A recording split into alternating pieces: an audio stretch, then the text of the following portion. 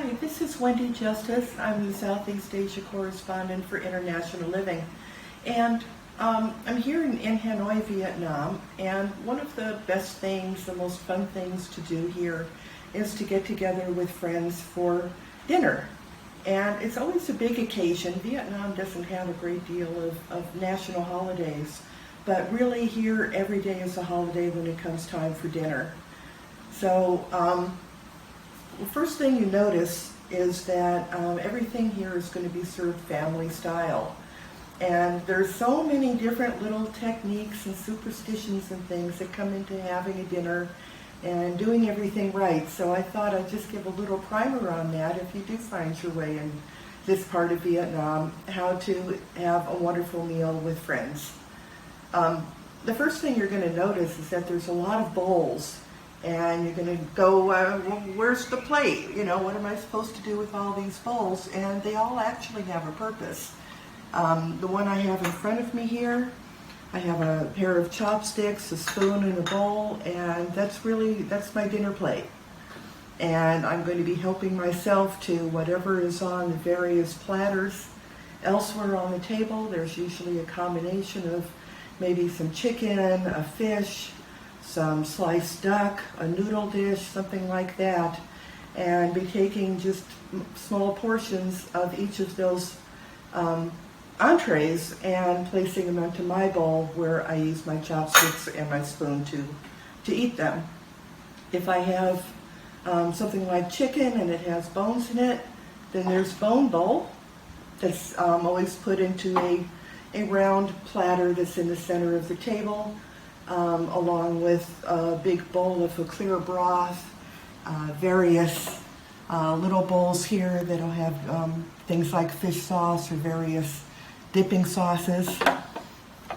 And then you'll have a little plate like this that has a combination of salt and pepper and herbs, often served with a lime or with a kumquat, and you can take that and squeeze it, mix it all around, and then that becomes another dipping sauce. So you'll see a lot of different types of bowls, and they all actually do have a purpose to them. Chopsticks are really how people in Vietnam eat. That can be a challenge for some foreigners in particular, and I actually have seen people that travel around with their own forks. But if it's at all possible, you know, practice first. It really isn't that hard, and you do get used to it. The chopsticks have, they're called doi dua, and there's a lot of folklore behind each chopstick and the use of them, which have been used for centuries here in this part of the world. But you'll see when it's placed in front of you how you have the flat end facing towards you and then the narrow end facing toward the center of the table. And that's definitely intentional. That's the way they're always served. When you're eating, you know, you just put them like that and you eat, and then when you're done, you place them back in the same direction. If you were to place them in the opposite direction, you would be giving the message to your host that you're a glutton and you didn't get enough food. So you'd want to make sure that the chopsticks are always placed correctly. The other thing you would never want to do is put a chopstick face down in a bowl and just leave it there, because that's not only indicating your displeasure with something, but can also be a symbol of death. Excuse me. Oftentimes, really all the time, meals are going to be started with passing a bottle of rice wine around. And this is a strong fermented wine. Actually tastes a bit more like vodka than certainly some of the Western wines like a Bordeaux or Chardonnay. But they're served in whatever sort of container. Most families will make their own rice wine. Sometimes they come in soda bottles or water bottles. This one is I guess a rice wine bottle, but it has a homemade rice wine inside of it. And they're served with these little shot glasses. And everybody gets a shot glass with some wine. And you have a big toast. Go, moat, hi, ba, yo, and you toast. Or you might say, In the north especially, we would say Chopsticks, which means good health to you. So you have a little bit, even if you don't like it, you have to just at least put it up to your mouth and pretend, and then put it back down. And commonly shake hands with everybody at the table that you have the toast with. So once you've done that and you're still waiting for your food, somebody else proposes a toast. So you do it again. And you might even end up doing it a third or fourth time before finally it's time to dig in. You will occasionally have beer, soft drinks are often at the table for children. So you're getting all ready to dig in now, and after one more round of toast, Chopsticks, then it's time to dig in. And what they'll say is, and come. And come literally means eat rice. But even if there's no rice at the table, what it means is let's have dinner. Let's begin eating. So you're going to put your bowl in front of you, and right away the person on the other side is going to take the best piece of chicken or duck or fish and put it onto your plate. And that's honoring you as a guest to the house. It's not uncommon when we eat with our Vietnamese friends, we'll do the same thing. We'll get the best piece of chicken and maybe give it to the oldest person at the table or pass it over to the host or hostess.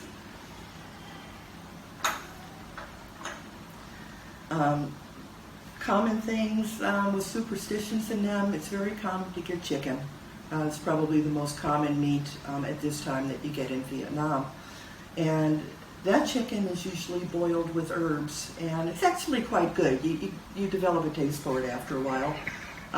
But it'll come all cut up and put on a serving tray. And it's the entire chicken, so there's feet there, there's heads. The head of the chicken is always given to the oldest person at the table because it is thought that the head, where the brains are, would impart wisdom to that person. The children get the feet because they need the energy to run around. And you can see that with so many different foods in Vietnam where there's old folklore of who gets what. Commonly there'll be pickled eggplant or cabbage, and you have that at the table to aid with digesting any of the fatty foods. So the proper way to eat when you're served is to use the large end of the chopstick to take your food from the family plate and put it into your bowl. Then you reverse the chopsticks, and using the narrow end, you can put that to your mouth.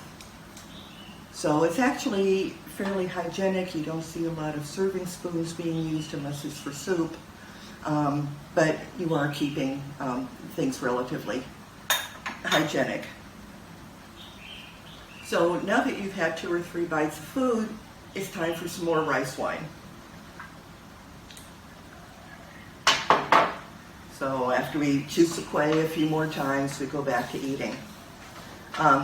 One thing that we haven't had yet is rice, and rice is usually served after everything else has been consumed. So we have a noodle dish, we have a whole fish at the table, we have a chicken, some duck, maybe some pork, some winter squash, which is very common here, or cabbage, various vegetables, and we're going to eat all those before we go on to the rice. So the rice just fills up what's left after you've had the main entree. So after you've finished out what's on the table, then it's time to get some rice into your plate, and that's typically 3 scoops of rice. Even if you want only a half a bowl, it's going to be 3 small scoops, because that's considered lucky. And you take that, and you can take some of the soup that's in the bowl, spoon it on top of your rice. There's usually spinach or some sort of green vegetables, some summer squash or whatever in the soup. And then use your spoon and your chopsticks to finish everything up before it's time for more rice wine. When you're all done, make sure that you put your chopsticks facing the center of the table, and get ready for some dessert. And dessert in Vietnam usually is some sort of fruit, either watermelon or mango or dragon fruit or longans, bananas sometimes. You'd almost never see any sort of cake or sweets or anything like that. So after that, we've eaten, we've had plenty of rice wine. Everybody's in conversation and having a good time. So we all get up from the table and usually go into another room, and it's time for tea, tobacco, and toothpicks. And here we have some strong digestive tea. Everybody has a little bit of tea, uses the toothpicks, smoke if that's what they want to do, and then that is often followed by having a cup of coffee. So it's quite an affair. A dinner can usually last for at least a couple hours or even longer. And by the end of it, you've shaken hands with everybody multiple times, and even if there isn't a lot of common language, everybody has a really good time at these affairs. Not surprisingly, when there's a holiday or a special festivity of some kind, there's special foods, and we'll talk about that in a future video. Thanks for watching. Bye-bye.